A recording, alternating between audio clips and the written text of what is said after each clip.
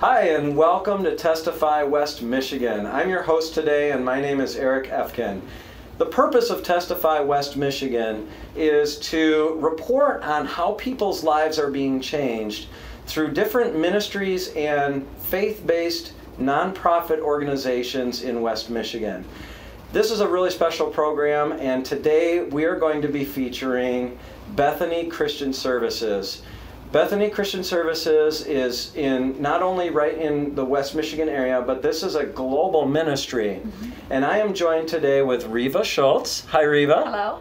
Reva is a counselor with Bethany Christian Services.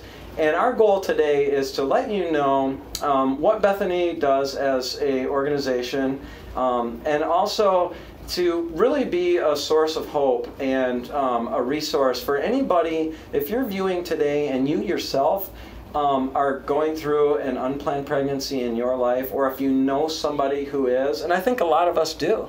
I think a lot of us hear stories of people that have unplanned pregnancies and are not really sure how to deal with them. We want to be a resource to you, and so that's our goal for the show today. Reva, thank you again for being with us. Thank you. And I guess what I want to do is start out by telling our viewers, just give us some general background information on Bethany Christian Services. Okay, Bethany is a national organization, and we have several services that we provide. If people go to the website, they go to www.bethany.org. You can find a variety of services listed there. We provide pregnancy counseling, which is the role that I do, where we meet with women who find themselves in an unplanned pregnancy. We also do adoption services for people who are interested in adopting infants, or people who are interested in older child adoption. And we also have a foster care program, and we contract with the state for that foster care program. And so there's a variety of services. Our offices are nationwide. Some of the branches provide some of those services, some provide all of them, but all that information can be found on the web. Neat. What's neat is that you may be finding out about Bethany for the very first time right now. However, Bethany Christian Services has been around for well over 50 years. That's right. Yeah. So, you know, today's culture is somewhat of a challenge. I mean, I'm glad that I'm not a teenager in this time and age.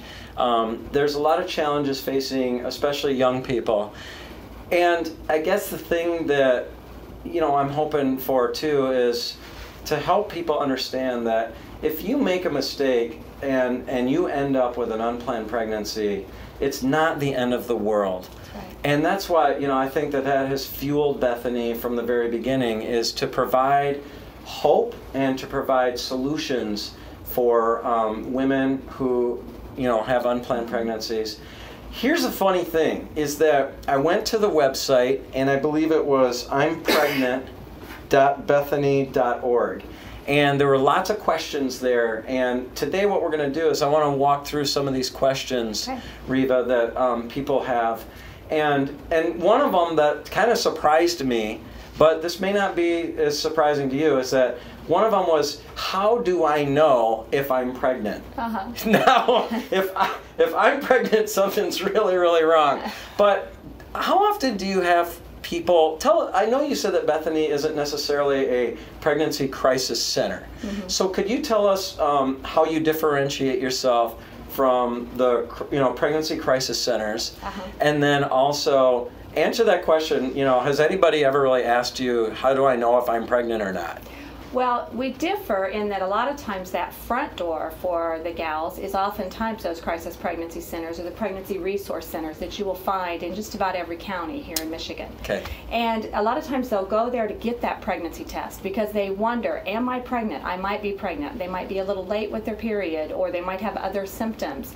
And so they go and they get the pregnancy test. Then they find out that they're pregnant, and they realize this pregnancy is unplanned, and they're not sure. They're feeling like it's a crisis, and they begin to talk with someone at that pregnancy resource center, who then oftentimes will refer to us to go ahead and provide more counsel to help them sort out those options. Okay. You know, when we want to make a plan for that baby, and should that plan be adoption or should that plan be parenting? And so they'll often refer to us to have us help them work through that and sort through their options. Okay. Here's a question I have.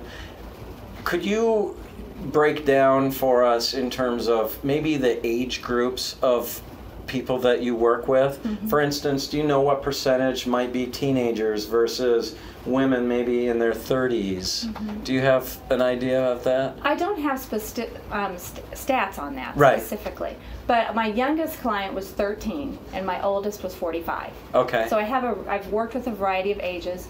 We do find that the women who tend to choose adoption often are in their early 20s. They're old enough to be able to recognize I'm not really ready to parent. Okay. Maybe they're in college or they've just graduated from high school and they're just getting started into adulthood, and so they're struggling with that choice, and they realize I'm not quite ready to parent, and so they are able to follow through with an adoption plan. I work with a lot of teenagers, but a lot of times they have a mother who is still young enough to step in and be that parent, that grandma ends up stepping in and becoming the parent.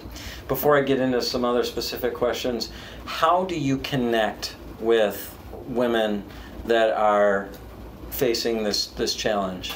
There's a variety of ways that Okay. they come to us. Sometimes I go in and I speak in the schools, and I go into the health classes or family living classes, and I give out my business cards, give out brochures, and it has my phone number on the back. My cell number is on there. My cell number, they can text me. A lot of times the very first contact that I get from a client is through texting. Okay. And so we'll begin to communicate that way. Okay. They can also go to the website. So a lot of times I'll get somebody that's gone through, there's a live chat that's 24-hour. Okay. If they've chatted with somebody and they are in my area, I cover an 8-county area. If they're in my area, then the person who did the live chat with them then refers them to me. Sometimes I get the referral right from the doctor's office or from the hospital or from a counselor. How about through local churches? Local churches sometimes will refer. I would like to receive more referrals from the local churches. Okay, local churches, are you hearing that? I think a lot of times they're maybe getting support within their local church, and they're not necessarily connecting with us as quickly as they could. Okay. Once we connect with a church and we connect with a pastor, we find them to be a wonderful resource to continue to provide support to that gal as we're working alongside them. Okay.